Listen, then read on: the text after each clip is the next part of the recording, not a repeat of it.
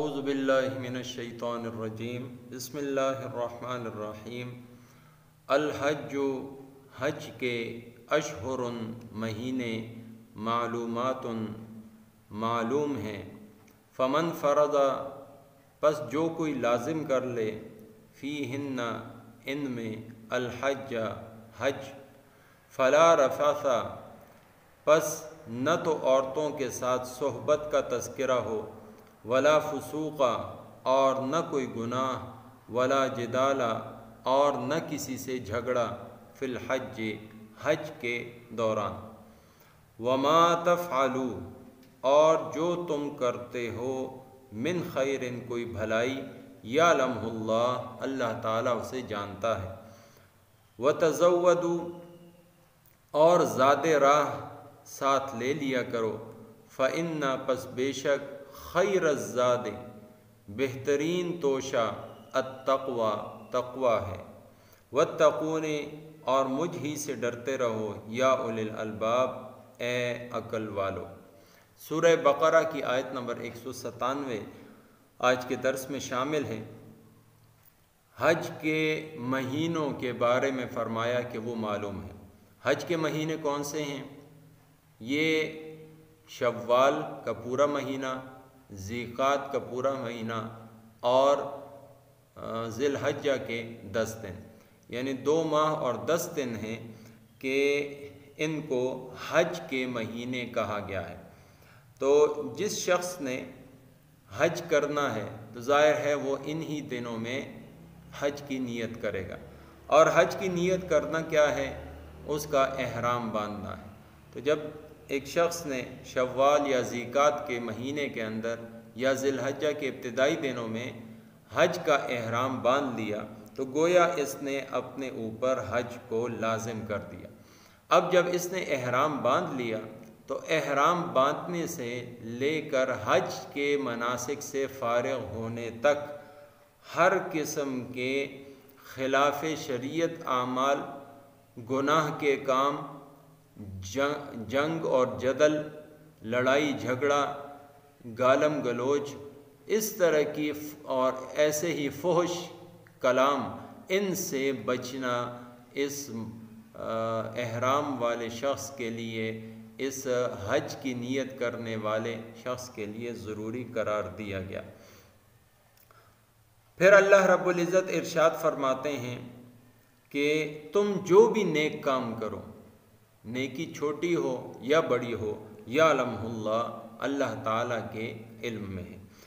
اس میں ان 3 باتوں کا اللہ رب العزت نے ارشاد فرمایا کہ یہ نہ کرنا حج کے دوران، یعنی حج مکمل ہونے تک۔ رفث عورتوں کے ساتھ بے پردہ ہونا یا اس کے متعلقات یا اس کے حوالے سے بات چیت یا اس کے جو ابتدائی جتنے لوازمات ہیں، ان سب سے بچنا یہ حج کے دوران یہ بہت ضروری ہے۔ اسی طریقے سے فسوق، ہر وہ خلاف شریعت عمل، ہر وہ کام جس کو شریعت نے برا کہا ہے، جس کا کم سے کم اگر ہم دیکھیں تو وہ گالی دینا ہے، اور اس سے بڑھ کر جتنی بھی نافرمانیاں ہیں وہ ساری اس کے اندر شامل ہیں۔ اور ایسے ہی جدال، ہر قسم کا لڑائی جھگڑا، یہ چاہے اپنے بھائیوں کے ساتھ، ساتھیوں کے ساتھ، کولیگز کے ساتھ ہو یا اپنے ماتحتوں کے ساتھ، کسی بھی قسم کا جھگڑا کرنا یہ حج کے دوران ممنوع ہے۔ ویسے بھی یہ بری چیزیں ہیں، لیکن پھر جب اتنے مقدس مقامات پر یہ گیا ہو اور اتنا بڑا اور عظیم کام کر رہا ہے، ایک اتنی عظیم عبادت میں مشغول ہے اور احرام کی حالت ہے، تو ایسی صورت میں اس سے بچنا اور بھی زیادہ ضروری ہے۔ اور جو بھی نیک کام کرو گے، چھوٹا یا بڑا، وہ اللہ تعالیٰ کے علم میں ہے، یعنی اللہ رب العزت اس کو ضائع نہیں کریں گے۔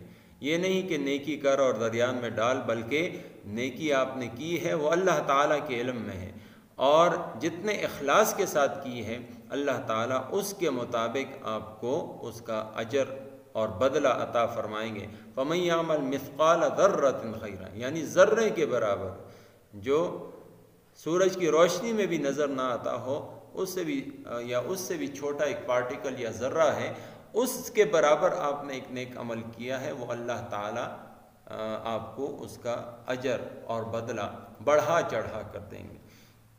پھر اس کے بعد ایک جملہ ارشاد فرمایا کہ وَتَزَوَّدُوا، اپنے ساتھ توشہ لے لیا کرو۔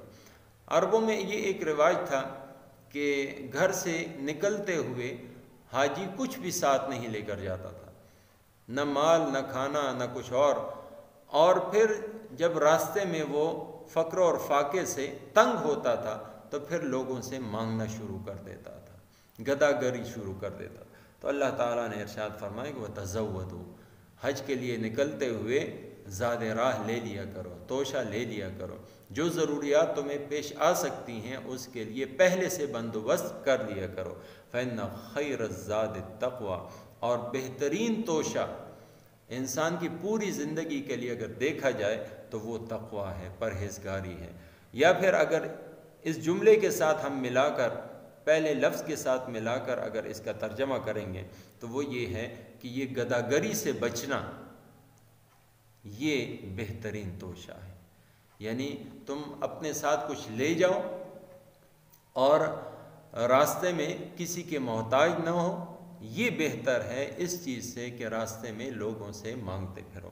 وَاتَّقُونِ يَا أُولِي الْأَلْبَابِ، اور ان تمام امور کی جڑ، ہر نیکی کی جڑ وہ اللہ رب العزت کا تقوی، اللہ تعالیٰ کا ڈر، اللہ تعالیٰ کا خوف ہے۔ تو اللہ تعالیٰ نے اہل عقل سے، اس لیے کہ اللہ تعالیٰ سے ڈرنے والے وہی لوگ ہیں کہ جو عقل اور فہم اور فراست رکھنے والے ہیں۔ تو گویا جو شخص متقی ہے وہ عقل مند ہے، یا جو عقل مند ہے تو اس کے لیے لازم ہے کہ وہ متقی اور پرہیزگار بھی ہو۔ اللہ تعالیٰ مجھے آپ کو سب مسلمانوں کو قرآن اور سنت خیر الانام سمجھنے، سیکھنے، عمل کرنے اور پھیلانے کی توفیق عطا فرمائے۔ الحج اشہر معلومات، حج کے کئی مہینے ہیں جانے ہوئے۔ فمن فرض فیہن الحج، تو جو ان میں حج کی نیت کرے، فلا رفث، تو نہ عورتوں کے سامنے صحبت کا تذکرہ ہو، ولا فسوق، نہ کوئی گناہ، ولا جدال، اور نہ کسی سے جھگڑا، فی الحج، حج کے وقت تک۔ وما تفعلوا، اور جو تم کرو، من خیر، کوئی بھلائی، یعلمہ اللہ، اللہ تعالیٰ اسے جانتا ہے۔ وتزودوا، اور توشہ ساتھ لے لیا کرو۔ فإن خیر الزاد التقویٰ، کہ سب سے بہتر توشہ پرہیزگاری ہے۔ واتقونی، اور مجھ ہی سے ڈرتے رہو، یا اولی الالباب، اے عقل والو۔ وما توفیقی الا باللہ۔